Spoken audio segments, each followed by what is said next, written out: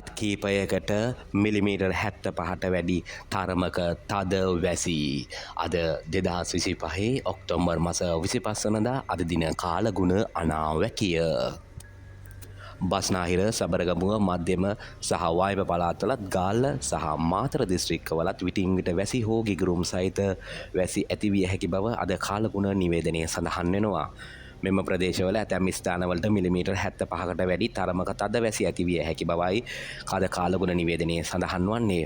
උතුරු සහ උතුරු මැද පළාත්වලත් ත්‍රිකුණාමලය දිස්ත්‍රික්කෙත් වැසි වාර කිහිපයක් ඇතිවේ. මධ්‍යම කඳුකරයේ බටහිර බෑයුම් ප්‍රදේශවලත් බස්නාහිර උතුරු මැද වයඹ සහ දකුණු පළාත්වලත් ත්‍රිකුණාමලය දිස්ත්‍රික්කයේත් විටින් විට හමන පැයට කිලෝමීටර් 40ත් 50ත් අතර තරමක තද සුළං ඇතිවිය හැක. ගිගුරුම් සහිත වැසි සමග ඇතිවිය හැකි තාවකාලික තද සුළං වලින් සහ අකුණු මගින් සිදුවන අනතුරු අවම කර ගැනීමට අවශ්‍ය පියවර ගන්නා ලෙස ජනතාවගෙන් කාරුණික ඉල්ලා සිටිමින් අද කාලගුණ විද්‍යා දෙපාර්තමේන්තුව විසින් නිකුත් කළ කාලගුණ අනාවැකිය